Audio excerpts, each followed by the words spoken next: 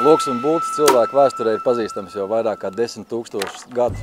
Un ja agrāk tas bija rīks, ar ko cilvēks varēja sev pabarot efektīvāk, tad šodien, protams, tas arī ir medību rīks. Tas tāpat laikā ir sports, veselīga atpūta un iespēja ar kārtīgu saturu un kvalitīvu garšu pavadīt laiku šeit pie dabas. Man liekas, tie cilvēki, kas paņem to loku rokā, viņi ir savādāk. Te arī cilvēki ir atbraukuši, kas nav loku vispār redzējuši. Un te viņiem ir ļoti liela iespēja pamēģināt. Tā ir sava veida tāda meditācija. Kad paņem loku rokās, laikam cilvēks atgriežas tādā kā dabiskā līdzsvara stāvoklī. Pieiet zvēram, novērtēt attālumu, novērtēt šāvienu precizitāti, izsvērt, sajust šo te loku bultu un to bultas trajektoriju. Tas ir brīnišķīgi. Es rakstu punktus. Es skatos kartē. Mamma nesmu pārtiku. Mums katram savu pienākumu.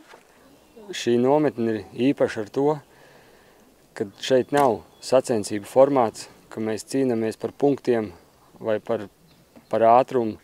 Mēs pa ceļam visu kaut ko satikām briedi un medni. Īstus. Jā. 5 punkti. Nevis izbāstus. Jā. Šī nomadu lokšaušanas nometne, es teiktu, ir par attiecībām. Par attiecībām cilvēkam ar dabu. Šādā nometnē dzīvojot, kurinot ugunskura, vārot pašu spēkiem sarūpēt zupu, izejot šaušanas apli, mēs cenšamies arī mūsu jauniešiem, kur šodien ir diezgan daudz, parādīt šo ciešo saikni, pēc kuras mēs visi patiesībā tiecamies.